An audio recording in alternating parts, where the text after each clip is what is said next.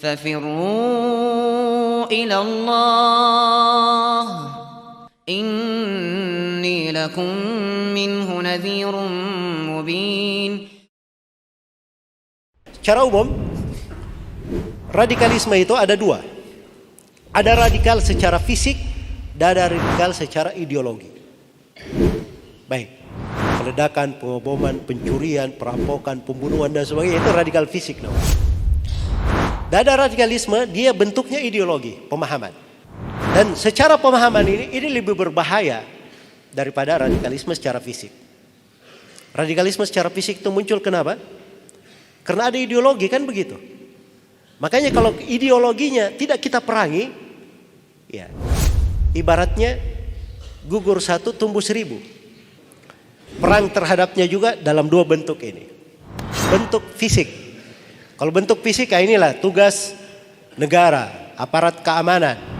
Dan kita juga kalau diminta oleh negara untuk membela secara fisik, kita tidak boleh menolak. Itu hukum syariat. Ya kalau misalnya kepala negara minta kita untuk membela negeri kita ini dalam bentuk mengorbankan jiwa, kita harus latihan militer supaya bisa membela negara. Karena pemerintah meminta, kita wajib untuk ikut. Itu hukum di dalam syariat. Nah, secara fisik juga itu harus dipahamkan ya. Jadi kalau ada orang yang melihat misalnya ada sebagian buron dicari oleh pemerintah, orang berbahaya dicari oleh pemerintah, sudah diumumkan ini dicari oleh pemerintah, dia lihat tinggal di samping rumahnya, terus dia diam-diam saja, itu tidak boleh, tidak dibolehkan dalam syariat. Itu bentuk melindungi. Baik, itu diantara bentuk ya hal-hal yang terkait dengan fisik. Adapun ideologi ini, sebab ini memang tugasnya orang-orang yang berilmu. Jadi kalau perang secara ideologi, ya diperangi dengan ideologi juga. Harus diterangkan letak kesalahannya di mana, kekeliruan berpikirnya di mana. Terhadap radikalisme secara ideologi itu kadang lebih penting daripada memerangi secara apa? Secara fisik. Iya. Tahu kaum Khawarij? Ini orang-orang yang mencontohkan pemberontakan. Ya, para pemberontak pertama mulai muncul di masa Utsman bin Affan. Kemudian diperangi oleh siapa? Ali bin Abi Thalib. Kaum Khawarij ini mengaku dirinya muslim dan mengaku dirinya berperang itu di jalan Allah. Dan mereka menganggap dengan perang itu mereka masuk surga. Tapi yang dia perangi siapa? Khalifah yang mulia Ali bin Abi Thalib dan para sahabat. Tapi lihat slogannya, cari surga, ingin mati syahid. Ya, menegakkan amar ma'ruf nahi munkar. Bahasa-bahasanya bagus. Ya, sama dengan sebagian kelompok sekarang ini yang muncul ini. Kita ingin menegakkan khilafah. Ingin amar ma'ruf nahi munkar. Ya, kita ingin merubah pemerintah kepada arah yang lebih baik. Itu bahasa-bahasa sama.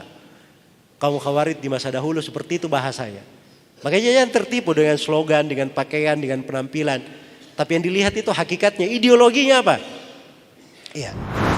Kaum Khawarij ini diperangi oleh para sahabat. Tidak ada yang mundur mereka. Marah senang kalau mati, dianggap dirinya apa? Mati syahid. Tapi ingat, lihat kekuatan ideologi. Ibnu Abbas suatu hari minta izin kepada Ali bin Abi Thalib. Kata Ibnu Abbas kepada Ali bin Abi Thalib, saya mau datangi kaum Khawarij di kampungnya. Kata Ali bin Abi Thalib, mau apa ke sana? Saya ingin debat mereka. Mengajak mereka kembali kepada jalan yang lurus. Kata Ali bin Abi Thalib, saya khawatir terhadap engkau anak paman Rasulullah. Nanti ada bahaya menimpa kamu. Kata Ibnu Abbas, tidak perlu khawatir. Ibnu Abbas ke sana sendirian. Sendirian ke sana. Setibanya di sana, dilihat oleh kaum Khawarij. Mereka pun ribut. Ada yang berkata, jangan diajak ngomong, bahaya ini orang. Ada yang berkata, tidak, kita debat aja. Akhirnya terjadi perdebatan. Mereka sampaikan 4 alasan mereka kenapa membangkang kepada Ali bin Abi Thalib. Ibnu Abbas hanya bacakan 4 ayat dan 1 hadis. Rujuk, tadinya jumlah mereka 6.000 orang. Setelah Ibnu Abbas membacakan 4 ayat 1 hadis, rujuk dari mereka 2.000 orang bertobat. 2.000 orang. Sebagian riwayat menyebutkan 4.000 orang. Nah, ini kekuatan ideologi namanya. Diperangi dengan pedang, nggak mau kembali mereka. Cuma dibacakan ayat-ayat oleh Ibnu Abbas dan 1 hadis. Berapa orang yang rujuk? 2.000, sebagian riwayat 4.000. Ini kekuatan ideologi. Jelas ya? Nah, karena itu ideologi ini penting kita miliki. Sebab ini benteng keamanan. Baik. Jadi cara memeranginya sudah kita tahu ya. Bahwa diperangi secara fisik itu tugas pemerintah. Ya. Adapun secara ideologi itu orang-orang yang punya ideologi. Bagaimana meluruskan ideologi yang keliru. Itu perannya para ulama di situ.